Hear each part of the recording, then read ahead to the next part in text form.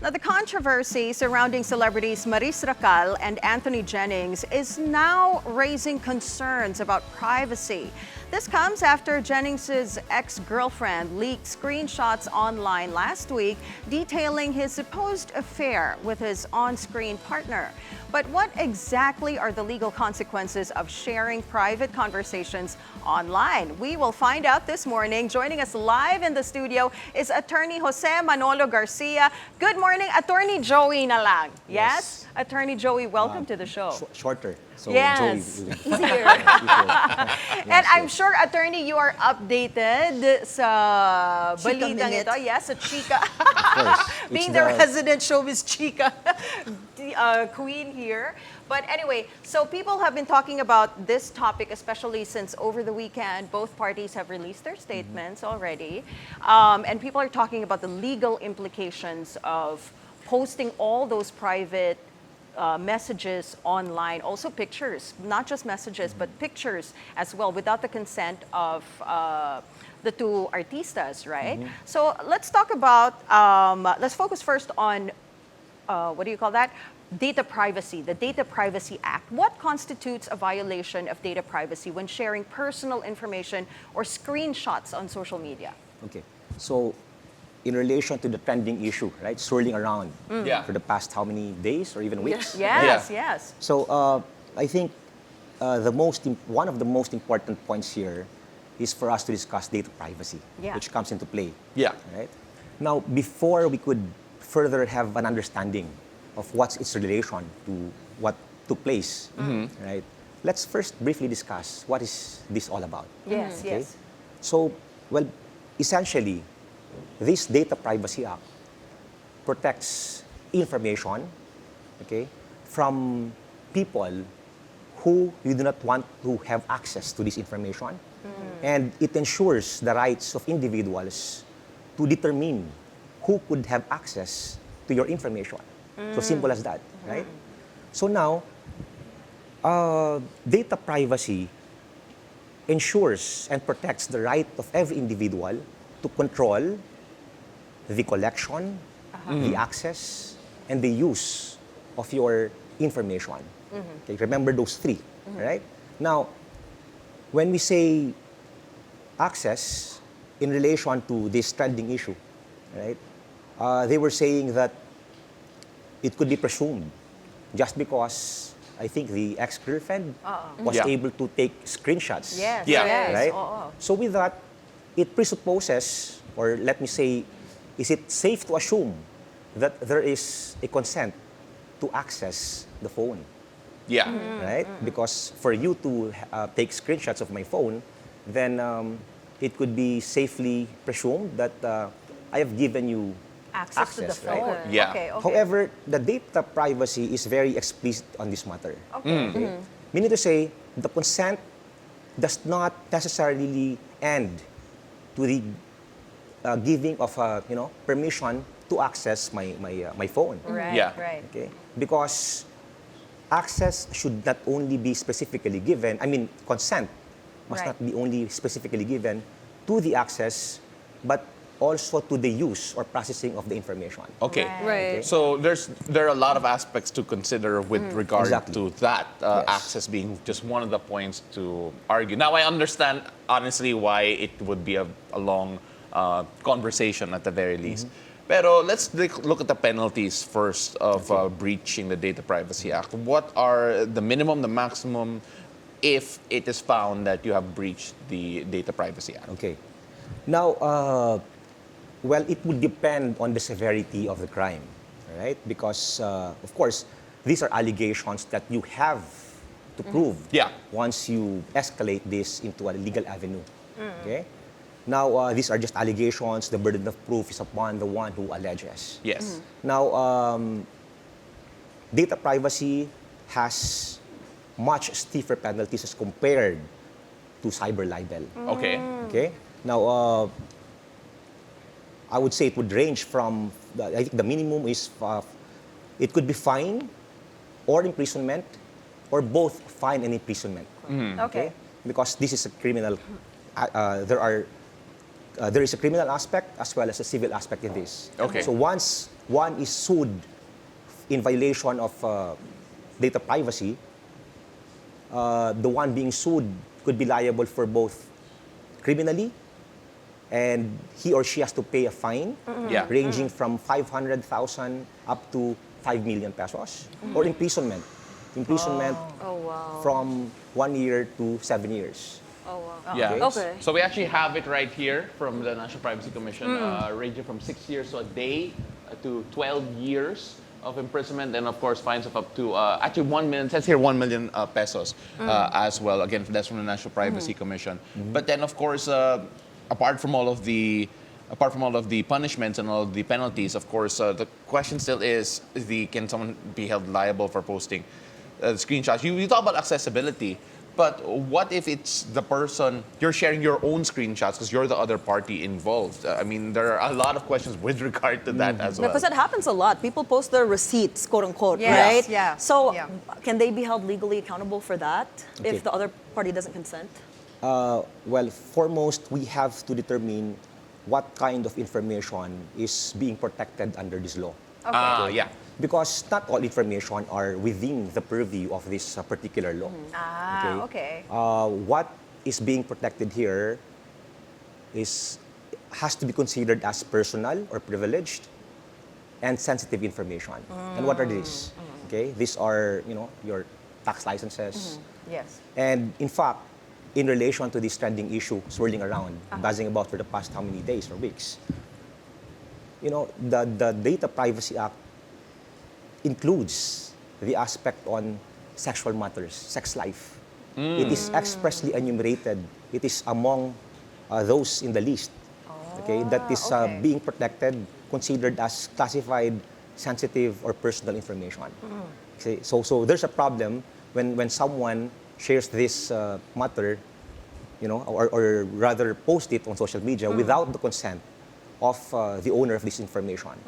Okay, now, in relation to what you have just raised earlier, if this has been disclosed, or in particular, if this will be posted in social media without the consent, of course, we have to determine if there is a reasonable expectation of privacy.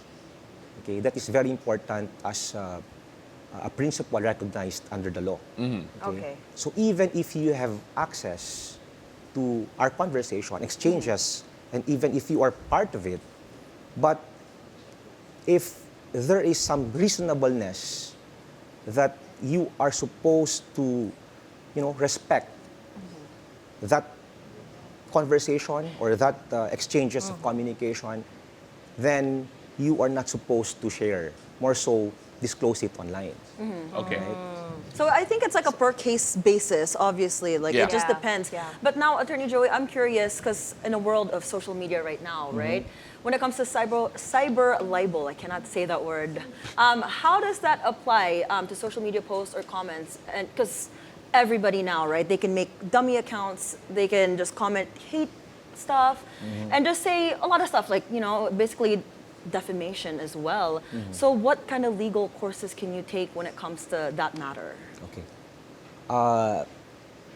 Libel, cyber libel, they are basically the same. Yeah. Okay. The only difference is The libel platform. is exactly. It's the mode is through computer system, Yeah. online. Okay. Okay. So any public discreditable imputation of a crime or a defect, then you can be held. You can be held liable for libel. Now, that is why we have to exercise extreme caution, Right. because once it's there, then you could be held liable, Right. both criminally and civilly. Now, what comes into play here is the striking balance between freedom of expression and the right to privacy. Okay, because your right ends where someone's rights begins. Yes. That's right. So the right to express your opinion is never absolute, Yeah. although regarded as a guaranteed right under our the most fundamental of the land, under the Constitution. However, every right is always conditioned upon not hurting or interfering with another person's right. Okay, so in this case, you know, it doesn't give anyone an unbridled license to just air their grievances on social media.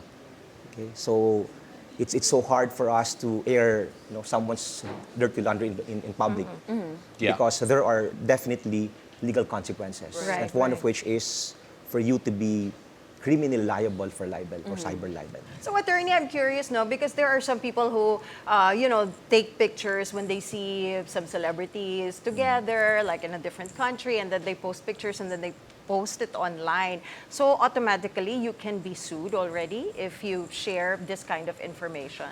Okay, well, number one is if it contains, of course, the photos, the images, the pictures of these celebrities, and aside from the photos, if it will further contain information which is considered personal, privileged, sensitive, and private, then we could have a problem there. Yeah. That is why it is imperative for us to seek the consent of the person whom will be the subject of our posting. Okay. We were talking a bit before we went on air that you were actually handling certain cases that do involve social media, do involve things said online. And I just am curious, just how often do you actually handle cases that involve Data Privacy Act, cyber libel?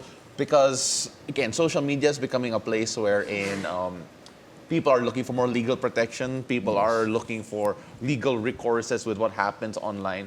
Just how much more work is it now for lawyers like yourself to actually deal with cases like this? Yes. We are becoming like the United States. Filipinos are becoming litigious, very litigious in nature. Maybe because of the influence of social media. Now, we as lawyers, we always tell our clients that resorting to legal avenue should be of last resort. Right. Because it's going to be a very painstaking process. If we could strike, a compromise, if we could, make an amicable settlement before we proceed to court, then that would be the most prudent thing to do. That's the wisest thing. Otherwise, once we go to court, then there's no turning back. Okay. Now, nowadays, yes, it's becoming, I would say, like they're very keen on proceeding to legal remedies without first trying to talk it among themselves. Okay. Attorney, before we let you go, because we have to move on.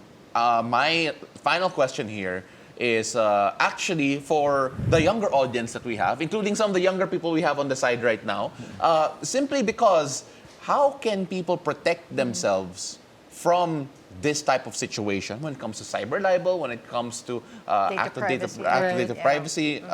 How do people avoid being hit by these things, especially in a world in social media where everyone expresses so much online? Okay. As I've said earlier, most people go to social media to air their grievances. Yes, right? that's so true. We cannot convict them through social media or publicly. Yeah. If you have something against a person, if you think that you have been aggrieved, then by all means, go to the proper channels. Social media will never be the proper forum. Right. We have these courts of justices. We have these proper forums or proper fora in order for your grievances to be resolved. Right. But never in social media. Because once you air your grievances in social media, then you have to prepare for the legal consequences. Because in such a way that you will be humiliating, or you put someone in public ridicule, then you're opening not only your doors but your windows as well to multifarious forms of libelous situations. Right. So essentially, think before you post. Think before you click. So all think the twice haters, before all you... the haters of Mo, Watch out. Watch You're out. the only hater. You're my only hater, pal. And not just the comments, the pictures also. If Exactly. you take pictures and post them online, just be very careful. Everything that you post online, think twice before Exactly. before clicking that send button, right? Thank you so much for joining us today, Attorney. Pleasure is How can we always reach mine. you, by the way, if we have more questions about this? Pagka pinost ni Pao yung mga conversations na. And especially, yeah, No, no, because no, he's no, my no. number one hater. So, attorney, I need your help. No, we'll never how can post we- it because we'll all be sued. Oo, yeah. True. How can we reach you, Attorney? Well, yeah, I could be reached through my mobile phone, or yeah, I could give my your office? Yes. I am the senior and managing partner of Gara Law, and our office is located in Makati. All right, Okay, perfect. Thank you Thank you, so attorney. much, We Attorney appreciate it. Joey Garcia. Thank you so much.